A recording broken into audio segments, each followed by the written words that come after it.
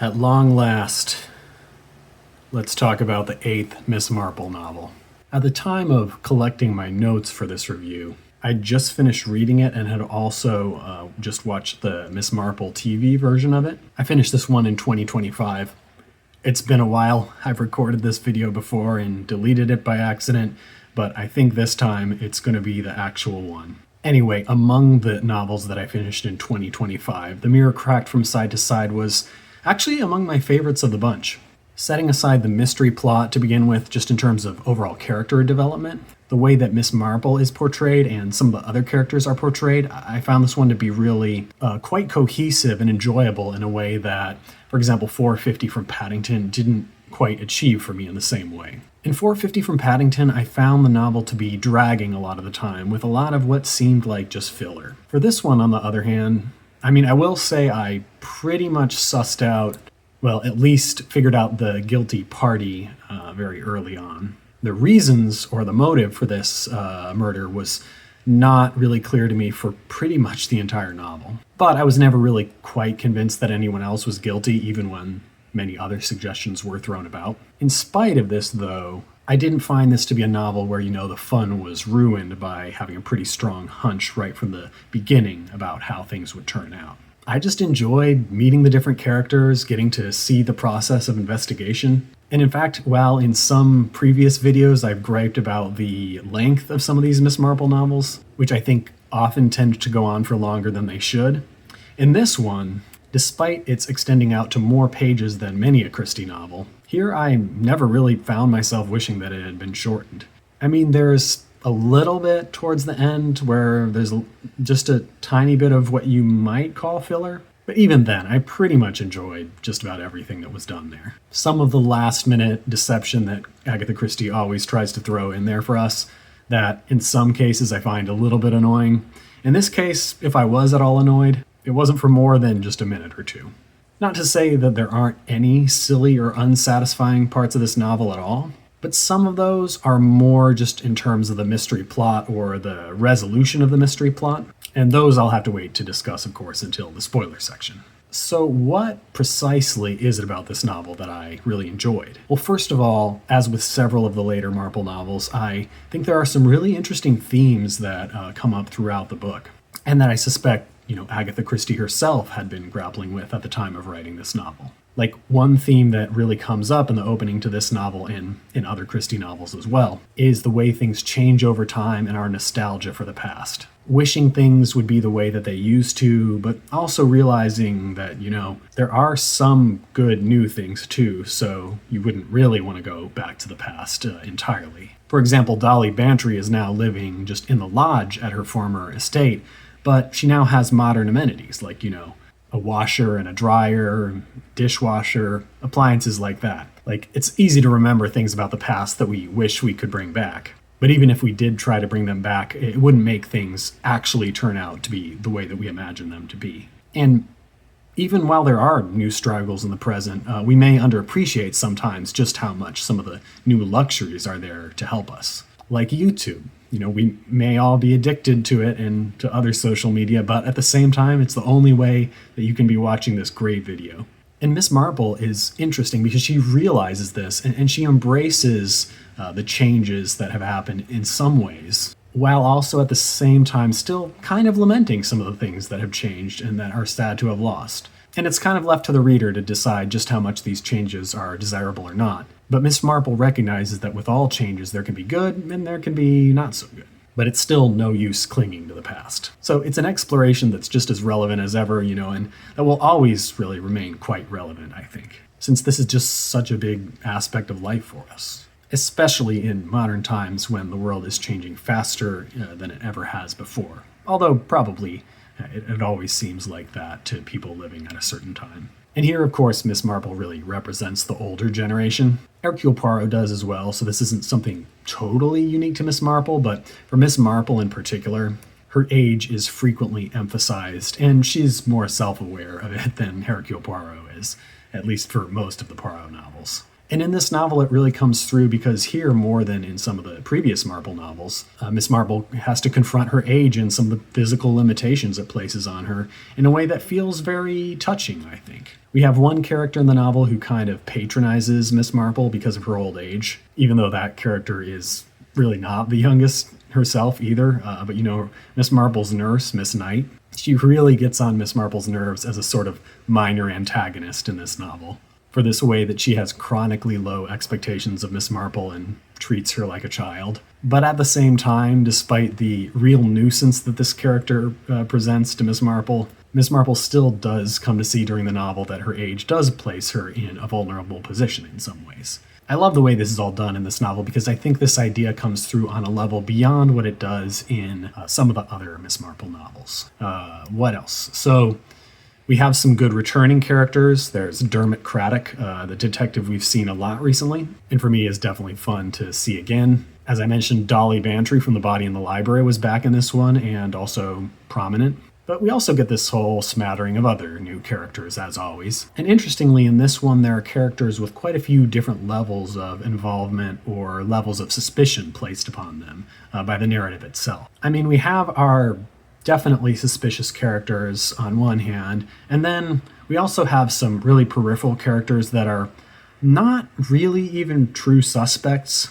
Like, they were technically there at the scene of the crime, and they pop into the novel as they're being interviewed, but they're not really highlighted as main suspects. And then sort of between those, we have like medium level of suspects. Like, overall, the field of suspicion is technically very wide, but there's definitely like a ring of characters that we have to say are not obviously central, but they're there at the beginning, and they're definitely on the level of suspects that we have to consider seriously. And these characters, we meet them to enough of an extent for them to be potential suspects, but not to the point where they really just become tedious after many of them can be safely ruled out from suspicion upon further investigation. And I felt that these other characters came to life more for me than the average side characters or outer ring of characters in some of the other novels. Like, honestly, in 450 from Paddington, even the main characters just mostly didn't interest me that much. They all felt just a little bit too stock character-y for me. Whereas here, I mean,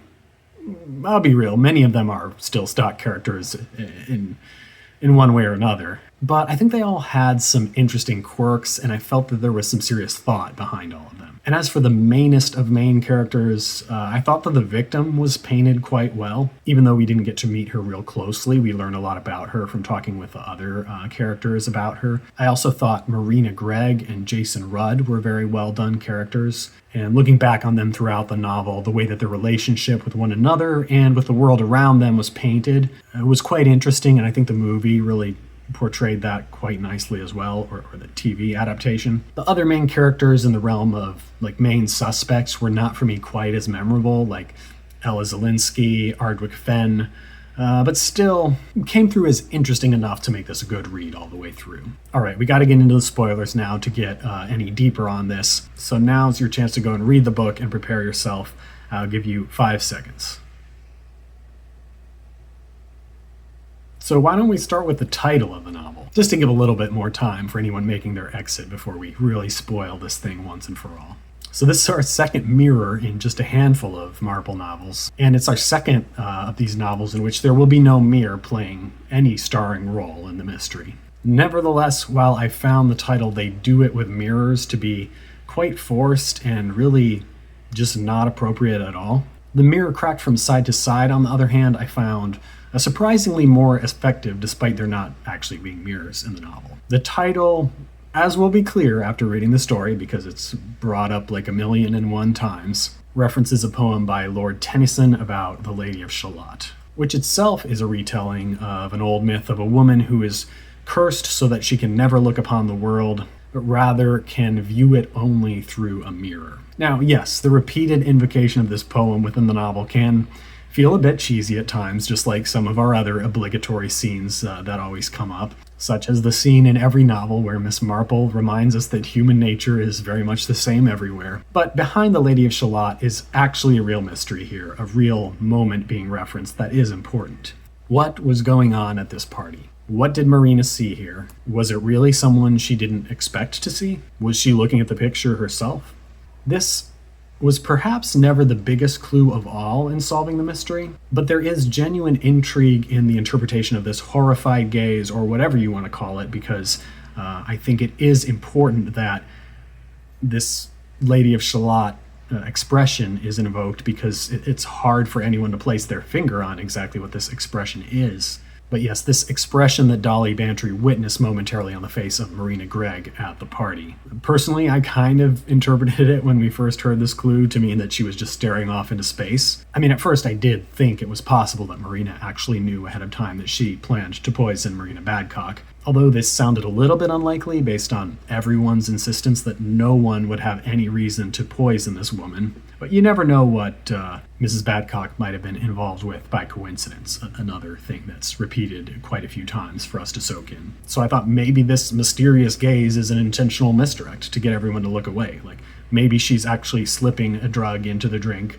as she's staring off into space, and everyone is watching her expression instead of watching what she's doing as she slips the Xanax or Calmo or whatever they call these things into Heather's drink. And yes, the whole notion that everyone, especially Marina, has these sleeping pills or this Calmo on them, so that no one would really find it notable if she just slipped it into a drink, especially her own drink, because they're just so used to her popping pills all the time. It really makes a lot of sense that that would go unnoticed. I mean, yes, actually, I think people probably should have noticed it and commented on it in hindsight anyway, but I'll still buy it as a clue. Anyway, though, it did take me embarrassingly long to figure out that what Marina was looking at was actually the Madonna and Child picture, exposing her regret at the remembrance of her own child, which simultaneously with Heather Badcock's confession of her own misdeed in breaking quarantine so many years ago, was the cause of Marina's dismay,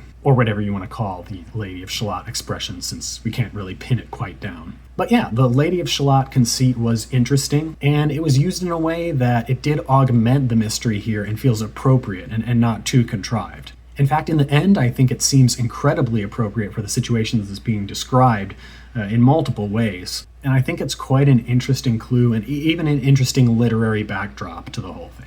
I'd say it's one of Christie's best uses of a central literary reference. Far better than the nursery rhyme mysteries where the rhymes just kind of popped in so that, little kids searching for a YouTube video of a nursery rhyme will instead stumble upon my video of how much fun I had reading a book about people poisoning each other.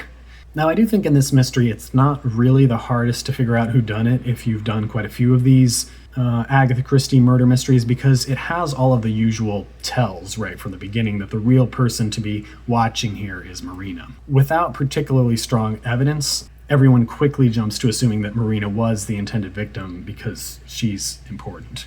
And it's rarely the case in these mysteries that the actual victim was not, in fact, the intended victim from the start, even though it quite often appears to be otherwise at first.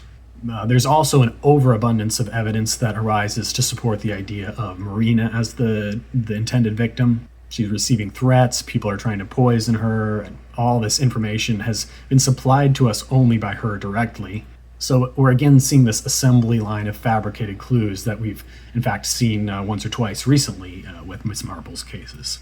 So it's a recognizable pattern in many ways. And then interestingly, sometime around the second half of the book, Jason Rudd starts to become a little suspicious. So at the beginning of the story, I didn't really suspect him much. I mean, I did still have a question throughout the entire book. Is Marina exclusively guilty, or is there someone else involved, an accomplice, and probably Jason Rudd? Are the two of them actually guilty? But at the halfway point, it almost starts looking like it even could be just Jason. I mean, that doesn't seem quite right. If we're looking closely, we may understand that he is trying to cover for Marina. That's the actual reality. But I think it took most of the novel for me to figure out confidently the situation of who did the crime and then who knew about the crime. And it's presented in a way that I still found altogether quite satisfying. I said earlier how much I liked the characters of Marina and Jason, but I do have to qualify that a bit now that we can get into the dirty details. So Jason Rudd, I really did find to be an excellent character. I have a little bit more mixed feelings about Marina because depending on how generous you want to be, she's really a piece of work. I mean, we know that Agatha Christie loves her murderous actress characters or actors, and this one, of course, as is already somewhat clear from the beginning, even before she's proven to be guilty, is no exception. Even more so when we find out her motive, it makes her even more despicable. Basically everything about her, even if she was not the murderer, just does not recommend her to anyone, except we can assume her looks. I mean, with Jason Rudd, maybe the most unbelievable part of him is that, for the most part, he doesn't seem like that bad of a guy. It's hard to believe that this is who he ended up marrying, but you never know. Now, can we be at all more open-minded and sympathetic to Marina? Definitely the way that the TV adaptation portrayed Marina does not make her at all sympathetic enough of a character for us to understand why she was spontaneously driven to commit murder here. It all feels, frankly, a bit too over the top. I suppose in the novel, at least, we can at least get a sense of the feeling of loss that she's never really been able to get over for having been unable to have kids and then having lost, in some sense, a child of her own. I mean, not actually lost, but certainly been deprived of the traditional experience of motherhood. And although it drives her to really become unhinged and to treat the world in pretty awful ways, I do at least buy that this is something that could truly be a deep source of sadness for her. Of course, obviously, many people, even nowadays, go through a similar experience and are not affected in this precise way where they're driven to kill someone who was circumstantially involved in a very roundabout way with the loss of the child or the disabling of the child. But Marina is, if you want one example of just how much Agatha Christie seems to dislike actors and actresses, she's up there with the worst of them. And it only makes her less sympathetic still when you consider that she already had several adopted children before becoming pregnant with her biological son. So it feels particularly unfair that she would lament having lost the opportunity for motherhood like this, when she actually had a non-traditional opportunity to be a mother and just sort of neglected it entirely. Nevertheless, while she's kind of on an extreme end of the spectrum as an actual human, watching her as a dramatic character, watching her play her part throughout the novel was genuinely fun. It certainly makes the novel more interesting and gripping, watching her fabricate this huge web of deceit, albeit not really very convincingly in my own opinion. Another plot criticism that you could raise to an extent with many of Christie's novels, but that is pretty big here, is that there are too many coincidences. Now, luckily, I would say luckily the coincidences don't affect the plot, but also they kind of do because, the murderer itself was driven in her motives by several very strange coincidences. The first big coincidence is that the victim, Mrs. Badcock, is recognized as being the very one who, apparently without any doubt, gave Marina the German measles that led to the developmental disability of her not yet born son. This is certainly a bit unbelievable.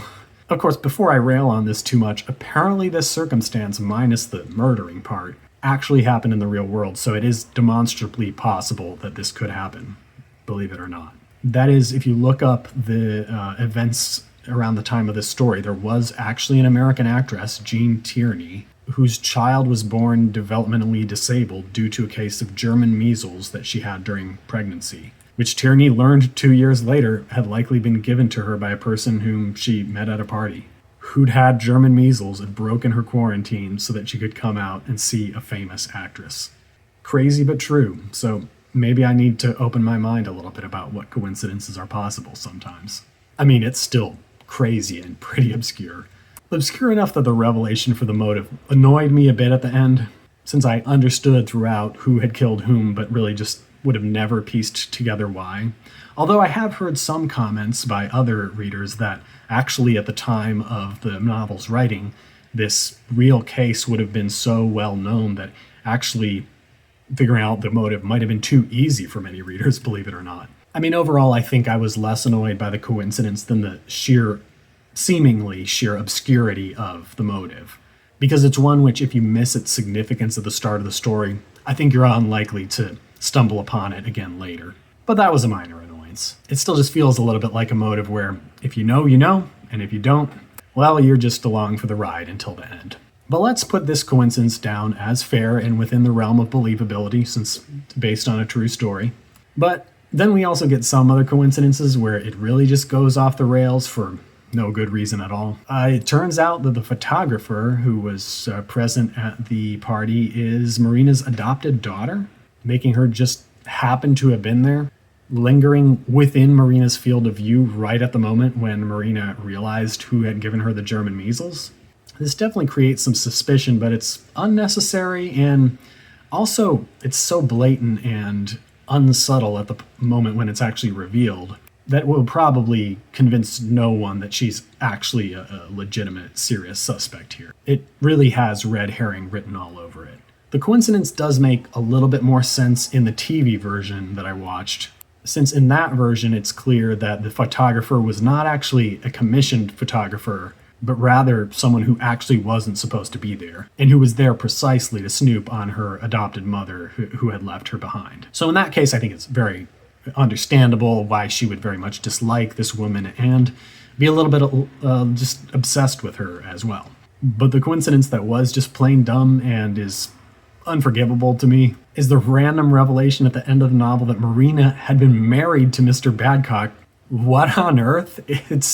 It's so dumb and just totally irrelevant too. Like, if it had come up halfway through the novel making him a legitimate suspect, sure, but like just throwing him in to put his name in the ring 15 minutes before we get to the actual reveal, like what? And correct me if I'm wrong, but I don't think there have even been any real clues dropped in here that this is relevant at all. The best we can say about this part is that it's dropped on us and then brushed aside pretty quickly after to get to the real ending. Also, just for a moment, if I may give this plot point more attention than it deserves, how did this not come up during the investigation? If you are involved in a police investigation because your wife was murdered, intentionally or not, and you happen to have been married at one point to the woman who seems to be the intended murder victim, would you not come out and just tell the police up front, okay, I realize this is a little weird, but I just want to cooperate here.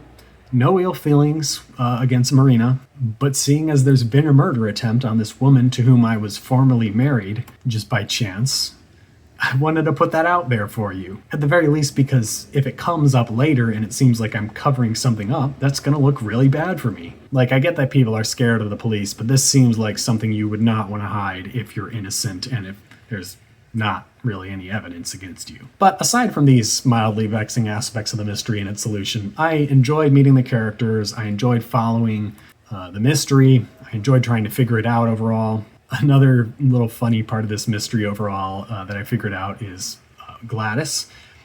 We would have every reason to think that once Gladys comes out with the information that is supposedly so important, that she is going to be the next victim. But funnily enough, when she disappeared, I instantly thought, well, Agatha Christie generally has 3 murders in the novels. So unless this is a rare instance of the 4th murder, what I think happened here is that, Miss Marple whisked her away into hiding and maybe is even going to pull her out later to help trick the murderer into confessing or something. Like, I should have been very worried for Gladys, but because of the soft 3 murders max rule, I thought she would be fine. Especially because Miss Marple often has people in good hands. The clue itself that Gladys provides, though, I'm not a big fan. I think this sort of clue is generally just pretty bad. I don't love these late-breaking verbal clues where there's really nothing at all to deduce from it unless you already know what's going on. Because while Miss Marple always seems to be onto it, the actual interpretation feels like such a stretch. And it feels really forced that a person would blurt out such a vague and ambiguous and ill-formed thought right before disappearing or being disappeared for good. It reminds me of a murderer is announced. She wasn't there. She wasn't there. She wasn't there. She wasn't there.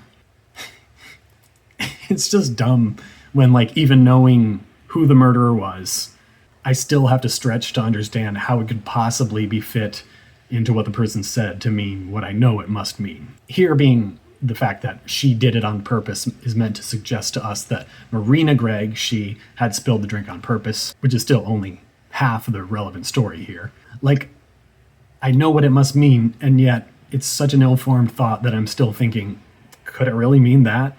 Like, this kind of clue has no actual information embedded in it because it can be consistent with whatever you believe the answer might be, unless the reality is that the clue means what it seems like it means, which is not ever the case for this sort of clue.